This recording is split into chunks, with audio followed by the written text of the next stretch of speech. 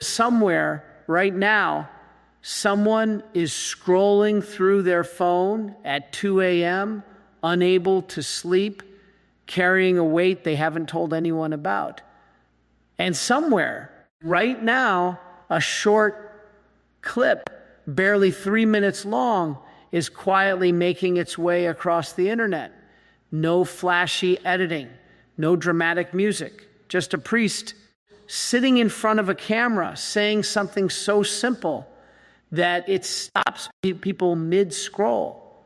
Within 24 hours, that clip had been shared thousands of times. Comments sections filled with people saying the same thing over and over. I needed to hear this today. I was about to give up. How did this find me at exactly the right moment? That's the strange thing about a message rooted in divine mercy. It doesn't need special effects. It doesn't need a celebrity face. It just needs to be true. And true things have a way of cutting through the noise of a world that is exhausted, anxious, and quietly starving for hope. The teaching that spread overnight wasn't new. In fact, it echoes something spoken from heaven decades ago, recorded in a small, worn diary by a Polish nun named Senior Faustina.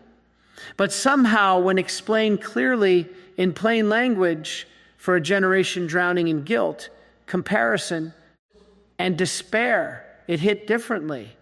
This is the story of that message, why it spread, who it reached, and why, if you're watching this right now, there's a good chance it wasn't an accident that you found it either.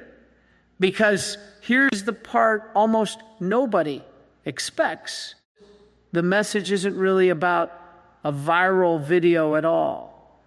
It's about you and a door that has been standing open a lot longer than you think. Let's walk through exactly what it said. It started, as these things often do, without any fanfare.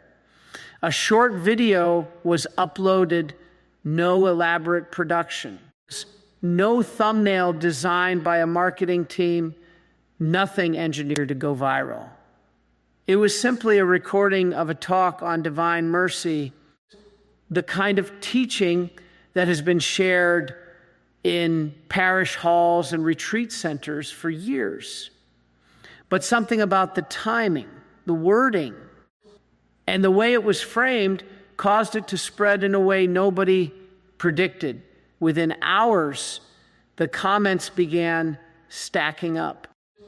Not the usual scattered reactions you see on religious content, but something more raw. People weren't just saying, nice video, or God bless. They were confessing things. One person wrote that they had been planning to walk away from their faith entirely, and this was the last thing they watched before deciding to stay. Another wrote that they hadn't set foot in a church in over a decade because of shame over something they had done years ago, something they were certain could never be forgiven. A third simply wrote, I don't believe in coincidences anymore.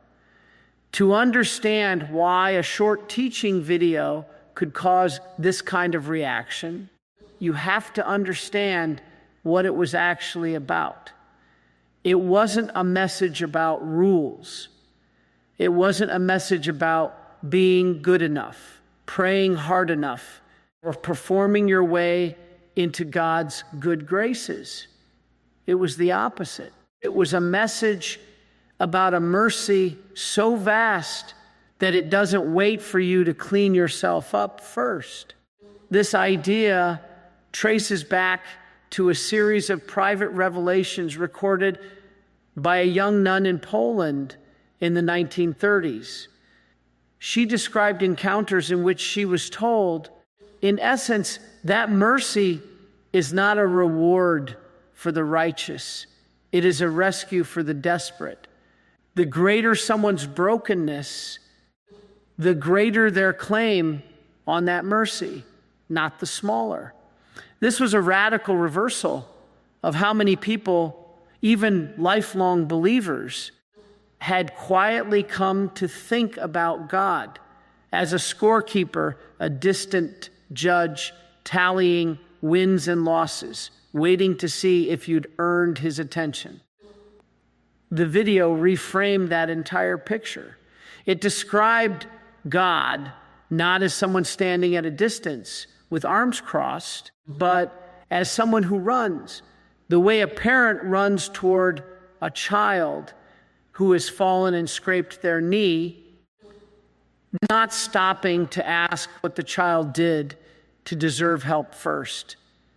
That single image, repeated in different forms throughout the clip, is what seemed to break through people's defenses. Why did it resonate so strongly now? Context matters. We are living through what many describe as a mental health crisis, unlike anything in recent memory. Rates of anxiety and depression among young adults have climbed sharply over the past decade. Loneliness is being studied by public health officials the way epidemics once were. People are more connected online than any generation in history, and yet somehow more isolated than ever before. Into that exact environment dropped a message that essentially said, you are not disqualified. You are not too far gone. You are not the exception to mercy. You are exactly who mercy exists for. There's a particular phrase used in the video that seemed to lodge itself in people's minds and refuse to leave. The idea that no matter how many times someone falls, no matter how long they've been away, no matter what specific thing they think makes them unforgivable, the response from heaven is not rejection, but relief. Relief that they finally turned around. Not where have you been, but welcome back.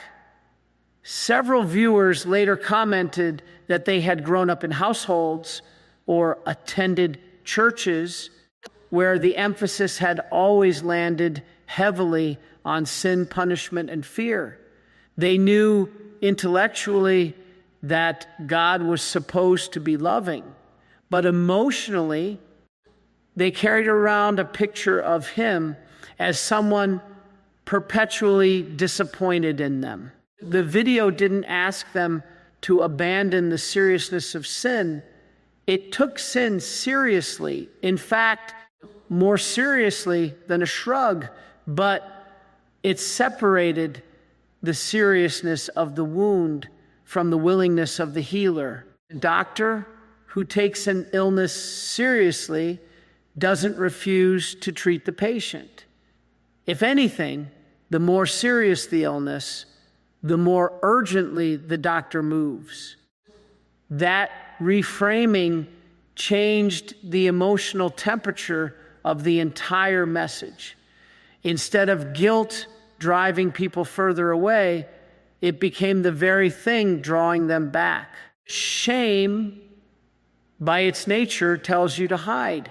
This teaching told people the opposite: hide nothing, because the thing you're most ashamed of is precisely the thing mercy is most eager to reach.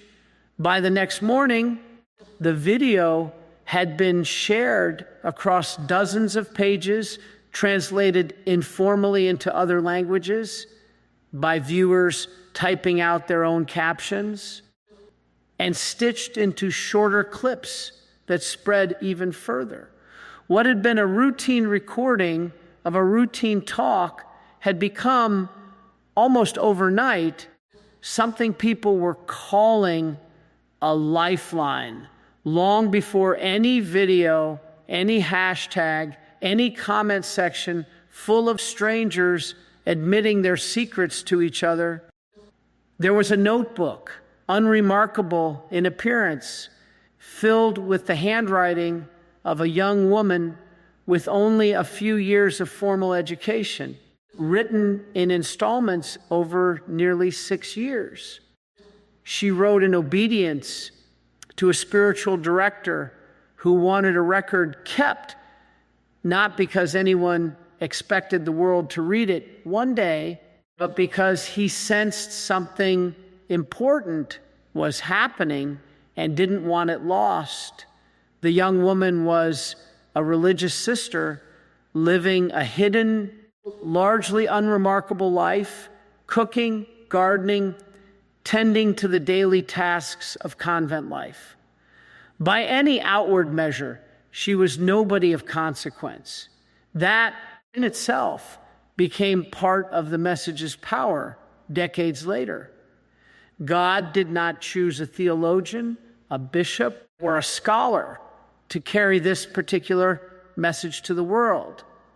He chose someone easily overlooked, someone whose qualifications by human standards were essentially none. What she recorded over those years was a series of encounters she believed were with Christ himself.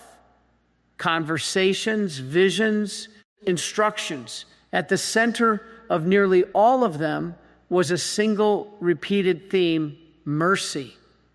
Not mercy as an abstract theological concept, but mercy as an urgent, personal, almost desperate offer being made to a world that had, in her telling, largely stopped believing it was possible. One image described in her writings became particularly iconic: rays of light streaming outward, one pale and one red, symbolizing water and blood, understood traditionally as symbols of cleansing and life.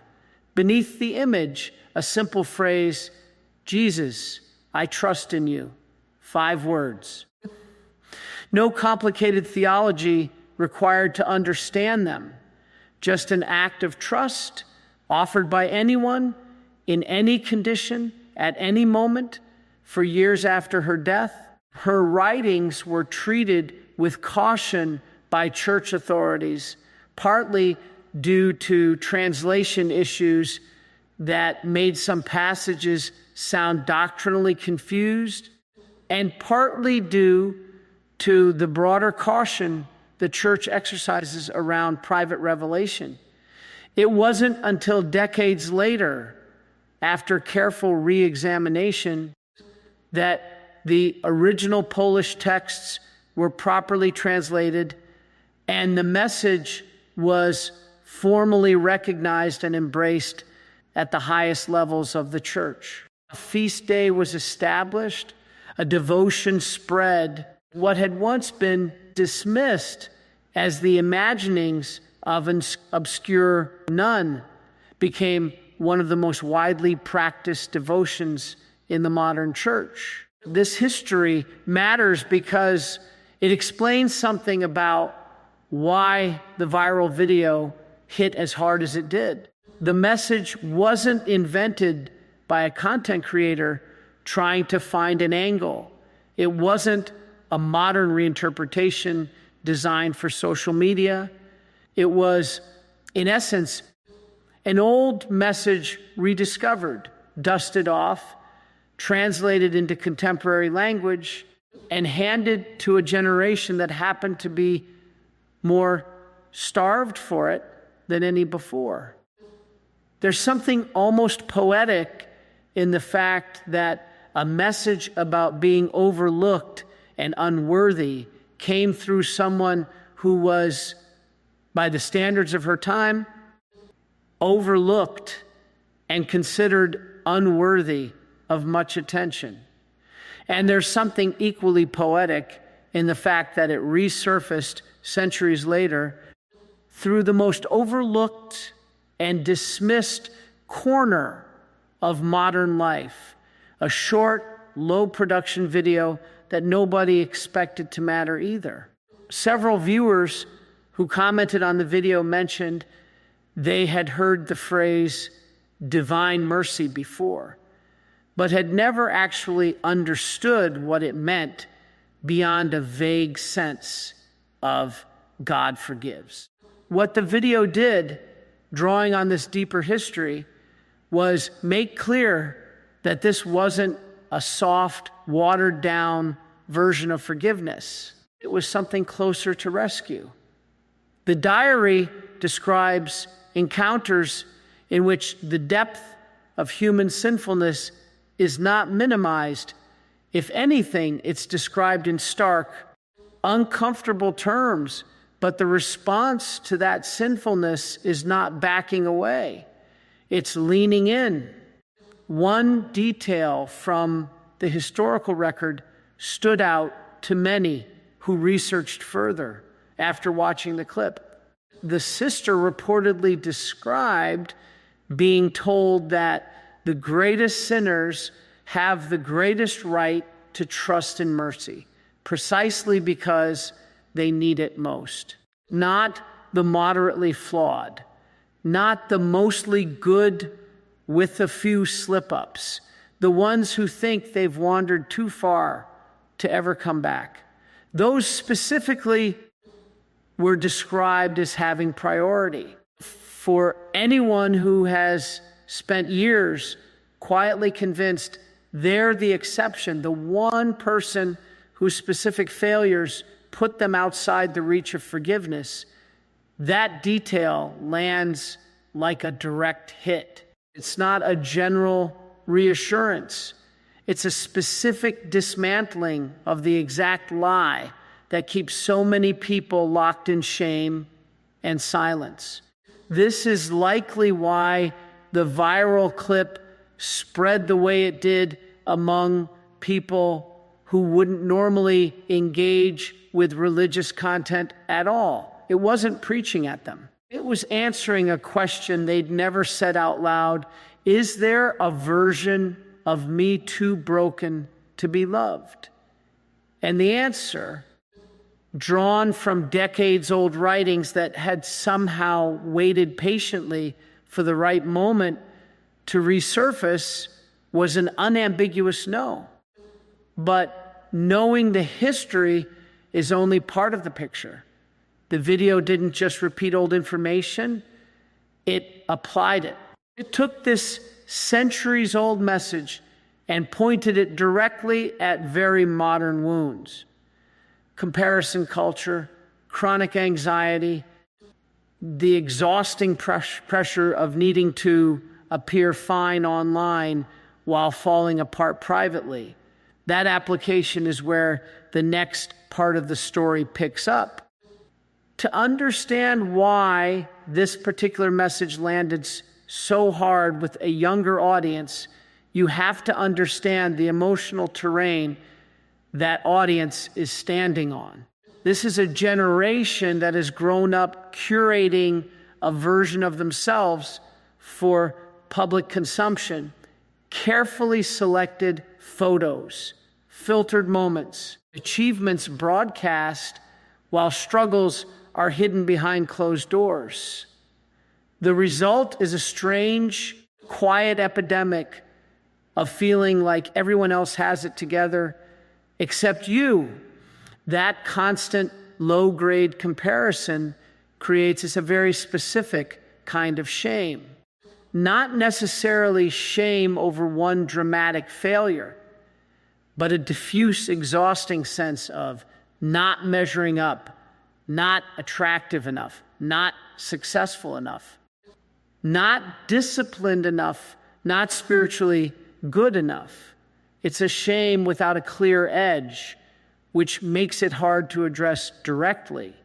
You can't repent of not being enough. You can only carry it. The viral message spoke directly into that gap, though not in the way most people expected.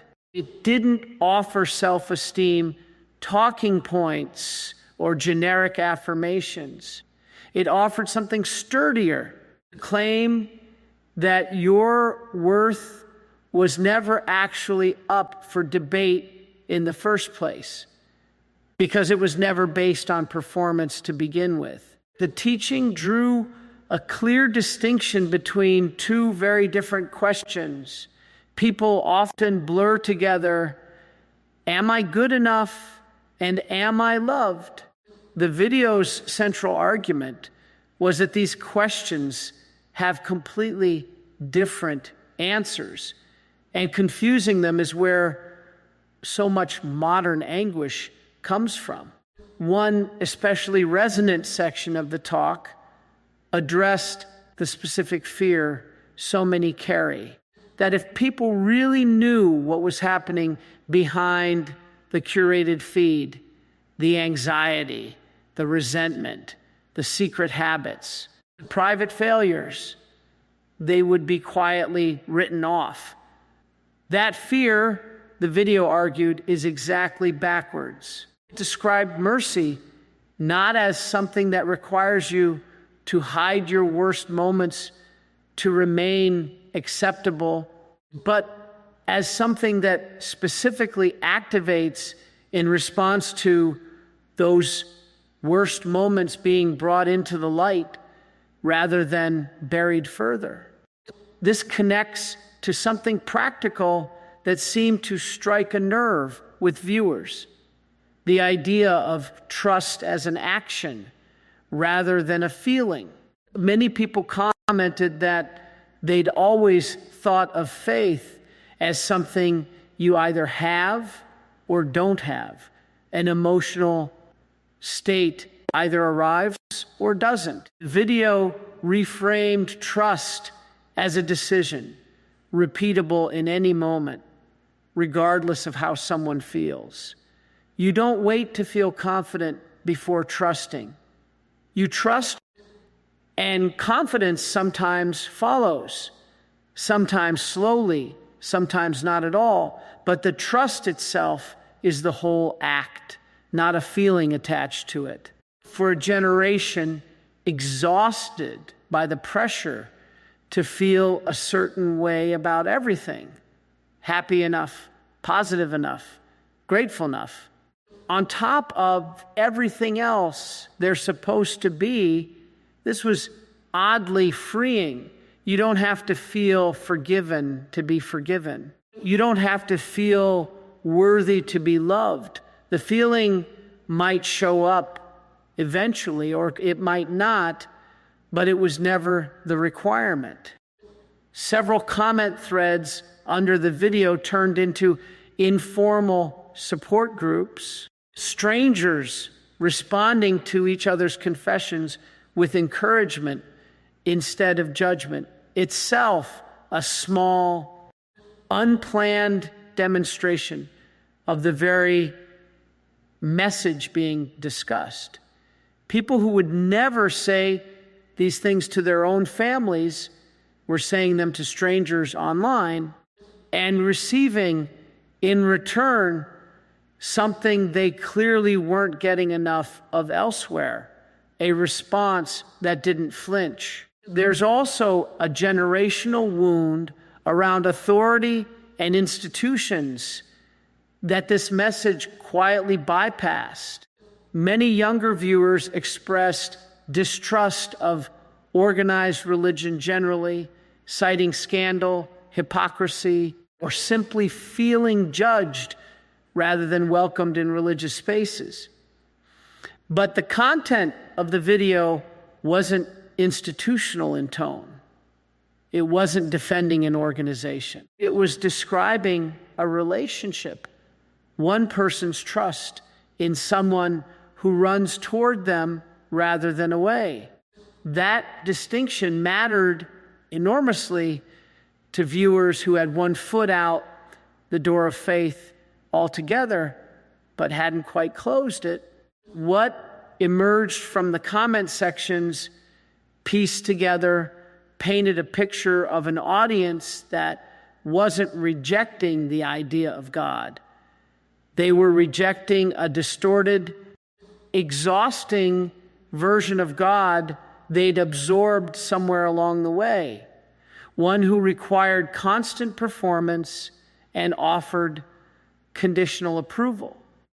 When that distorted picture was replaced with something closer to the original message recorded decades earlier, something shifted, not for everyone and not permanently for all of them, but for enough people in a strong enough way that a quiet, unremarkable video became something people were calling.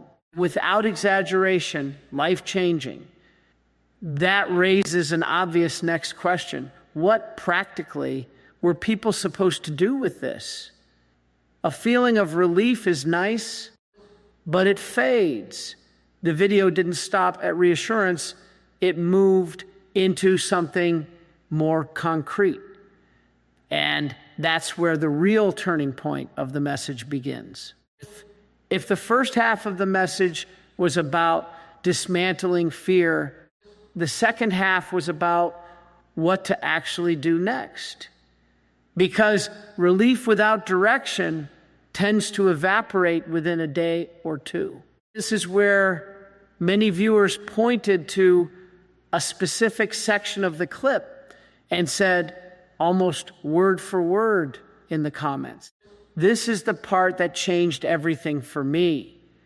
The turning point centered on a very old, very simple practice tied to this devotion.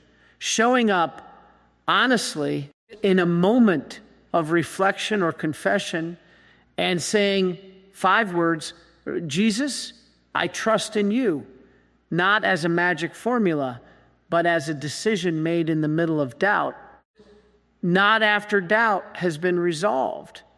The video was careful to explain that this isn't about achieving a certain emotional state first. It's about making the act of trust the starting point, not the reward at the end of a long spiritual effort.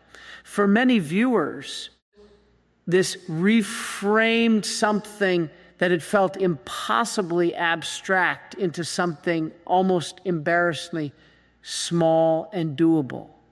They didn't need a dramatic conversion story. They didn't need to have their entire life sorted out before approaching God.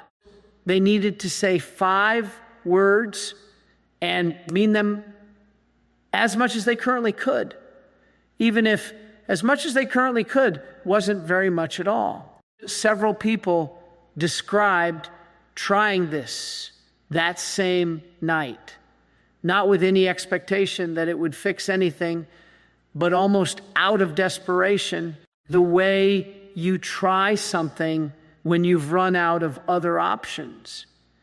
And what they reported back in comment after comment wasn't fireworks or instant transformation. It was something quieter, a loosening, a sense that whatever they'd been carrying didn't have to be carried alone anymore.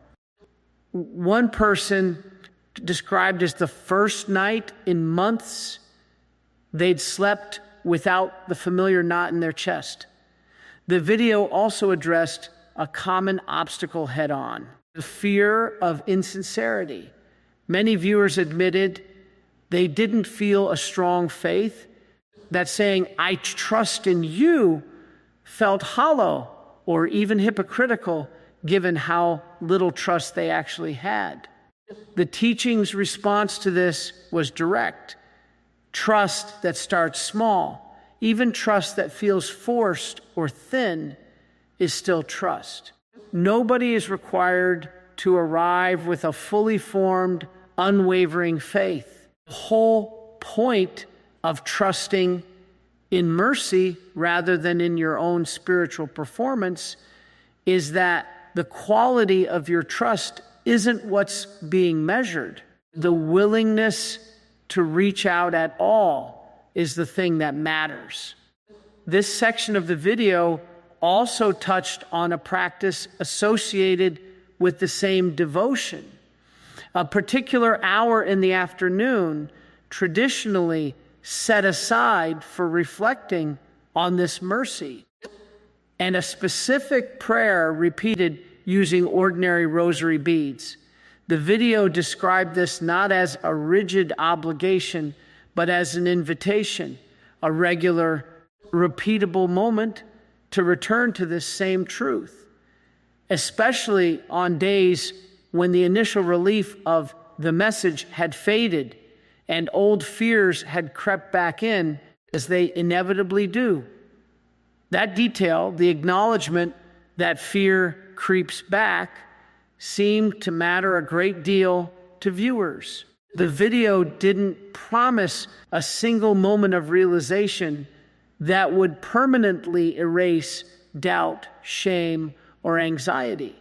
It described something more realistic, a practice you return to again and again, precisely because the old patterns of fear and self-condemnation don't disappear after one video or one prayer. If they come back and the response isn't despair that they came back, it's simply returning to trust again as many times as necessary. For an audience deeply familiar with the exhausting cycle of trying to fix themselves, failing and feeling worse for having failed, this was a significant shift. Instead of framing the spiritual life as a straight line toward perfection, the message framed it as a repeated return. Fall, trust, return, fall again, trust again. Not a ladder to climb, but a door you can walk back through as many times as you wander away from it. Some of the most striking comments came from people describing years of feeling stuck in that exact cycle, trying to be better, failing, feeling too ashamed to try again, drifting further away, and repeating the pattern. What the video seemed to offer wasn't a way to break the cycle by trying harder. It was a way to break it by trusting more and trying less to earn what was already being offered freely. By this point in the video, the tone shifted from explanation to something closer to a direct address, no longer describing the message in the third person, but speaking straight to whoever happened to be watching at whatever hour of the night they happened to find it. And that shift, more than anything else, is what viewers say pulled them from passive watching into an actual response. What happened after that response is where the story becomes less about a viral clip and more about individual lives. And that's the part worth slowing down for. Every viral moment eventually fades from the algorithm, but what people do with a message tends to outlast the platform that delivered it. In the days and weeks following the video's spread, a pattern started to emerge in the responses. Not identical stories, but a shared shape to them, the way separate rivers all eventually reach the same coastline. One recurring account came from people who described years of estrangement from any kind of religious practice, often rooted in a single incident or a slow accumulation of disappointments, a painful experience in a faith community, a personal tragedy they felt God had failed to prevent, or simply the quiet drift that happens when life gets busy and faith gets deprioritized. What several of these viewers described wasn't a dramatic, instantaneous return. It was smaller than that, a decision to walk back into a physical space they hadn't entered in years, sit in the back row, and simply be present without any pressure to feel a certain way or perform a certain level of belief. Another recurring theme came from people currently in the middle of something they described as unforgivable in their own minds: an affair, an addiction, a decision that hurt someone they loved, a choice they'd made that they were certain disqualified